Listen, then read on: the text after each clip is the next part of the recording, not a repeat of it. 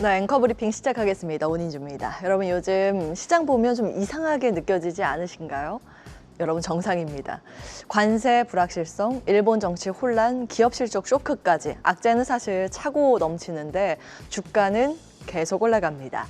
더 중요한 게 있는데요. 바로 시장의 중심 물줄기를 보는 눈. 표면만 보면 헷갈리지만 흐름을 보면 설명이 됩니다. 오늘은 그 물줄기를 따라가 보려고 합니다. 먼저 리스크부터 짚어보죠. 현 시점에서 가장 앞단에 있는 리스크는 트럼프 정부의 관세 협상 시한입니다. 벌써 8월 1일이 눈앞에 다가오고 있는데요. 이미 사실은 어느 정도 협상될 거라는 기대감은 주가에 반영되고 있습니다. 그런데 만약에 협상이 지연되면 지금 25%이 관세가 그대로 적용될 수 있다는 우려감입니다. 이게 실제로 적용되면 글로벌 교역과 공급망에 영향이 클 수밖에 없겠죠. 다음은 일본 참의원 선거입니다. 어제 선거가 진행됐는데 결과는 여당의 참패였습니다. 중의원에 이어서 참의원까지 과반 의석을 놓쳤습니다. 1955년 이후 처음으로 상하 양원 모두 여소야대 구도가 된 건데요. 정치 리더십이 흔들리고 정책 추진력에 차질이 생기면 자산시장에는 불확실성 요인으로 작용을 합니다. 외환시장에서는 가장 큰 움직임, 아직까지는 크게 움직임은 없는데 이 엔화의 순매도가 혹시 다시 나타나지 않을까 이런 우려감이 있습니다. 그러면 일본 국채금리도 오를 수 있겠죠. 물론 시장은 또 다르게 해석하기도 합니다. 지금 일본 전국의 혼란이 커질수록 오히려 정부가 그걸 잠잠하게 하기 위해서 돈을 더 풀 거란 기대도 커지고 있거든요. 야당의 소비세 인하 공약, 일본은행의 비둘기파 스탠스, 이 모든 것이 돈이 다시 풀릴 명분으로 해석되기도 합니다. 즉 단기적으로는 지금 여러 증권사에서는 엔캐리 트레이드 청산 같은 리스크가 있다라고 지적을 합니다. 그런데 중장기적으로는 이 유동성 공급 기대도 커지고 있는 그런 상황입니다. 엔화 흐름도 어쨌든 당분간 지켜보긴 해야겠죠. 그리고 세 번째, 한국 기업들의 실적 시즌입니다. 지금은 실적이 좋다 나쁘다 보다는 기대보다 괜찮은가 못했는가가 더 중요합니다. 현대건설은 3개월간의 그 기대치를 4.7% 하회했고요. 주가는 지금까지 한 10%가량 하락하고 있습니다. 이처럼 기대가 컸던 기업들은 실적 발표 이후에 더 큰 조정을 받는 흐름입니다. 반면에 삼성전자, LG에너지솔루션, 포스코퓨처엠처럼 애초에 기대치가 낮았던 기업들은 실적이 부진해도 주가가 올랐습니다.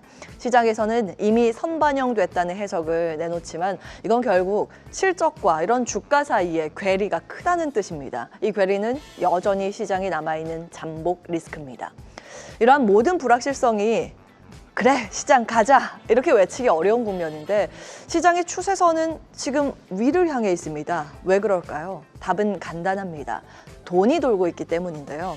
지금 글로벌 유동성은 확장 국면입니다. 올해 들어서 글로벌 M2, 그러니까 주요국의 통화량을 합친 지표가 코로나 때 수준을 넘어섰습니다.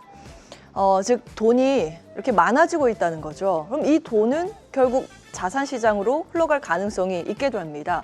글로벌 M2와 코스피의 흐름이 지금 나와 있는데요. 같은 방향으로 움직인다는 걸 확인할 수 있습니다. 과거 이 광의의 통화 M2가 오르면 시장도 올라갔다라는 걸 보실 수 있는데 그 우리나라 통화량의 흐름도 사실 비슷합니다.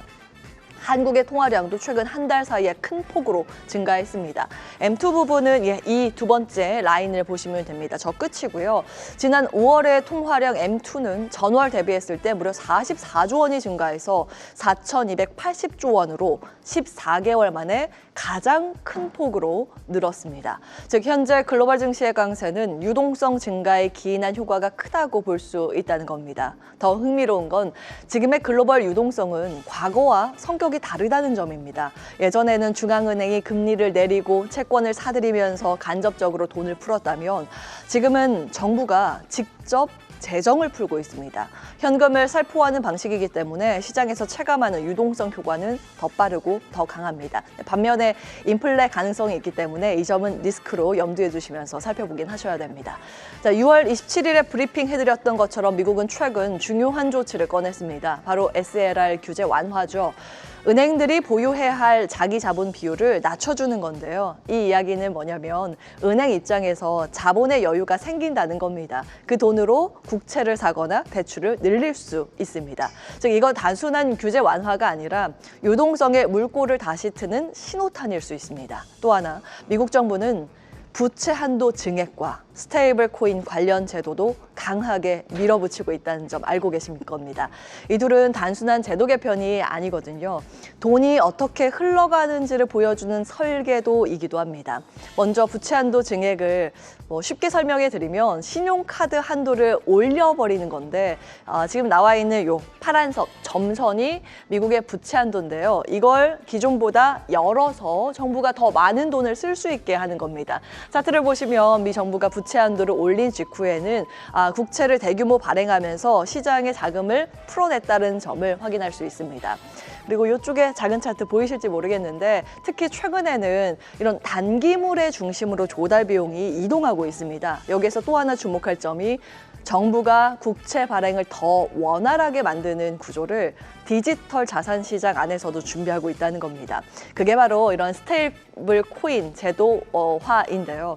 이것도 그냥 가상자산 규제가 아닙니다. 핵심은 코인을 안정적으로 운영한다라는 그런 명목으로 표면적으로는 그렇습니다만 이 코인의 가치를 미국 국채 같은 안전자산을 담보로 하도록 하는 조치입니다. 즉 디지털 화폐를 찍을수록 미국 국채에 대한 구조적 수요가 커지게 되는 겁니다. 그러니까 이 부채 한도 증액과 스테이블 코인 제도화, 결국 이것도 돈을 더 풀기 위한 설계로 볼 수 있습니다. 미국의 코인 관련 법안 잠시 후에 투자 전략 특집에서 이장우 업루트 컴퍼니 대표와 이야기를 나눠보도록 하겠습니다. 계속해서 다양한 경제 이슈를 알고 싶다면 구독과 좋아요, 알림 설정 부탁드립니다. AI 캐스터 권미정이었습니다.